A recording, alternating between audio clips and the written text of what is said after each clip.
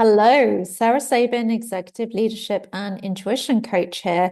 And in today's video, I'm going to be talking about one important key in influencing people or persuading people to do something. So I'd like to demonstrate something very specific, putting it in a personal context to start with. And that is the law of opposing forces. The more that you tell someone to do something or not to do something, the more likely they are to resist you and do the exact thing that you're telling them not to do. So, an example is where you are vehemently expressing to your kids, don't smoke, don't smoke, don't smoke, don't smoke.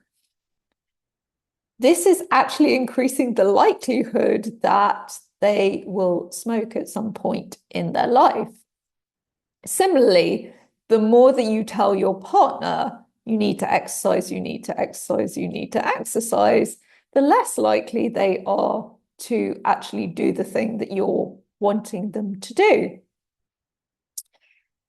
Now, no one likes being told what to do. We like to have agency over our own decisions and choices.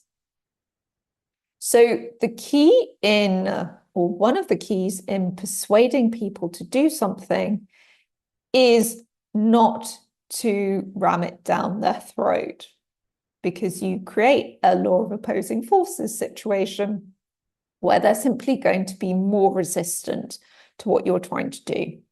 Now, trying to tell them to do, rather. So take this into a work context. And let's say, for example, you are trying to get the board to follow a particular strategy. There is a key piece, which is kind of comprised of two pieces, both internal, that is counterintuitive, but most people tend to miss. And part one is, number one, you need to be grounded in what you are saying to the other person or persons. So if it's a strategy, you need to be grounded in how this is the best and only strategy that the company could and should apply to get the results that they want. And you need to, when I say grounded in, you need to believe that to be true, regardless of what anyone else thinks or doesn't think about it. That alone can be a real challenge for some people because they need that external validation to believe in what they are saying and the truth and validity of it. But that is a key piece in influence.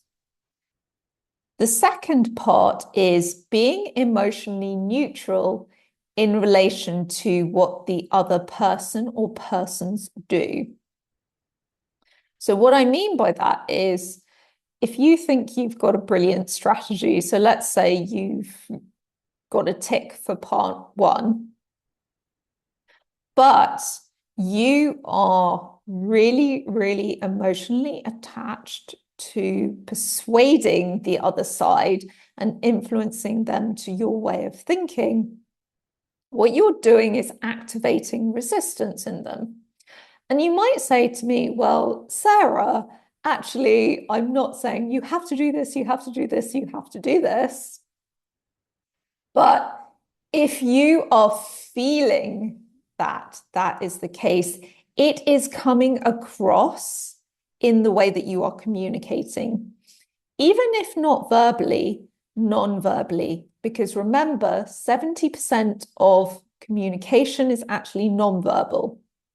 So it's coming across in your tone of voice, in the speed that you're talking, in the subtle body cues that you are giving off, which are being picked up by the other person or persons in the room, because we're all attuned to pick up on these primitive signals of dominance in other people's body language.